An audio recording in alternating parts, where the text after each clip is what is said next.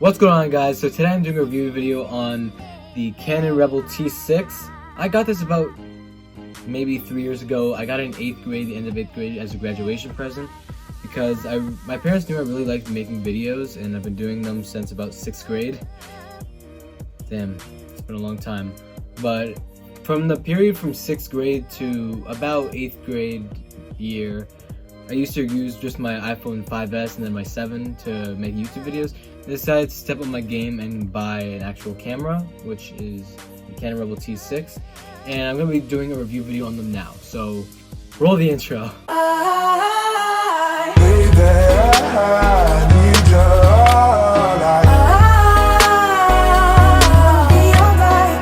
Okay guys, so this is basically everything about the camera. This is what it looks like.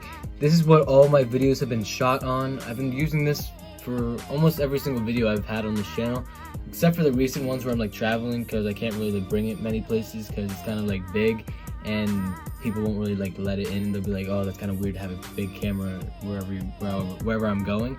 Like walking around in New York City, I didn't trust myself with this because I had a feeling like, oh, what if someone steals it from me, because you never know what's gonna happen.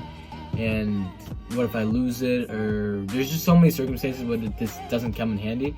So that's just why I don't really use it when I'm out vlogging like nearby town. So if I'm not anywhere nearby that I know like it's safe and everything like that, I understand like New York may be safe, but like I wouldn't trust myself because I lose things a lot. So I don't trust myself with this big thing, and it's actually quite expensive. It was around, I think, $400 when I bought it.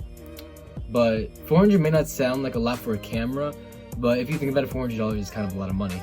So I decided, you know, I'm not gonna risk like losing this thing anywhere.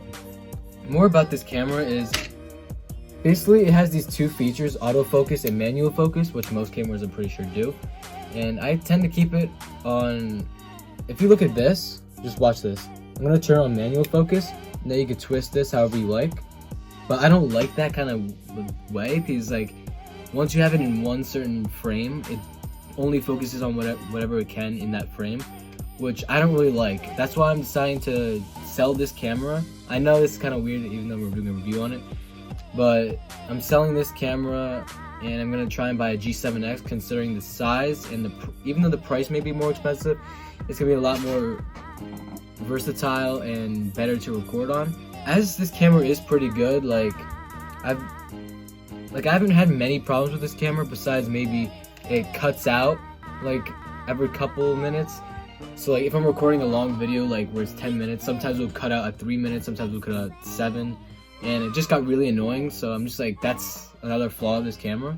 One thing I've noticed is I haven't really seen from other YouTubers that happening in many other cameras.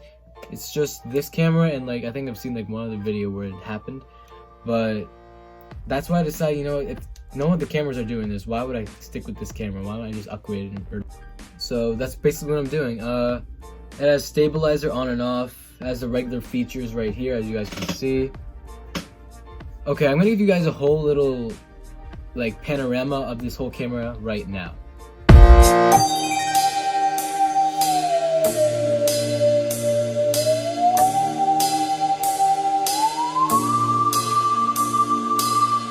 When I bought this, it didn't only come with the camera, it came with a charger, the other lens, and a bag. Because I got the whole set for around like $400, which is actually a really good deal if you think about it.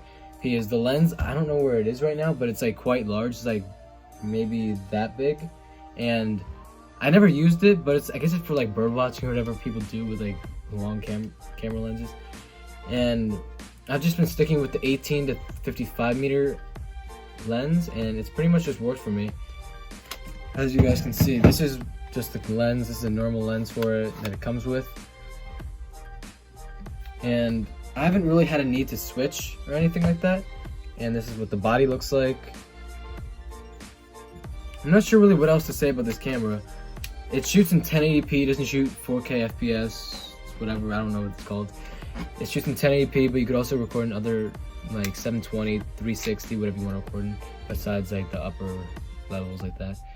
And it has a bunch of different settings, like portrait mode, video mode, and then like a bunch of other stuff, like if you're gonna take pictures of food or whatever. And I never really used any. I don't really use this camera for anything besides making YouTube videos. And if I'm gonna have a camera for making YouTube videos, this probably isn't the best choice to do. So if you're a YouTuber like me, well, an aspiring YouTuber like me, I don't recommend buying this camera. But if you want to get this camera to take pictures of, like, say you're recording, like taking pictures of a soccer game, and you want to take pictures of the players or whatever you want to do, take pictures of birds, whatever. I recommend this camera, but if you want to get a camera for YouTube videos, I do not recommend buying this, considering how large it is. It's not very versatile. Like, I have to carry this thing around with this, which is a Manfrotto tripod, and it pretty much just keeps my camera steady for all the videos I record. That's what I've been recording with, and that's what it's been standing on in the corner that you're in right now. Then I also incorporate the idea of having this Rode microphone. This Rode microphone goes for about $100 on Amazon, or you can probably get it on Best Buy as well. And it doesn't come with a battery, it just plugs into your camera, and you have to, it doesn't, see, for my camera, it doesn't have like a microphone jack, so this can't really fit into the camera. As you guys can see, it doesn't have like one of those ports. That looks like a port, but it doesn't work like that. I thought it would work like that, but it doesn't. And so I just bought this little piece on Amazon. It was like $8, I think, or something maybe like that, something cheaper. And this is just, I just connect it with this, and then it may look kind of goofy, but it gets the job done. As you guys can see, this is what it looks like. The big cord is right here, but it's just dangling, and it kind of gets in the way of what you're trying to look at, but it's not the end of the world. And with the Canon G7X, which I'm planning on buying soon, that camera has a mirrorless screen, so I could just go like this and flip up the screen. I'll be able to see what I'm recording. Although it does not have a microphone, it just has a built-in microphone, but I'm not planning on buying a microphone with it. So I think I'm going to be selling the Rode microphone as well. But that's pretty much all I could say really about this camera. It's done me well for about 3 years. It doesn't really, like, it's just a standard genetic camera. So that's all I really have to say about it.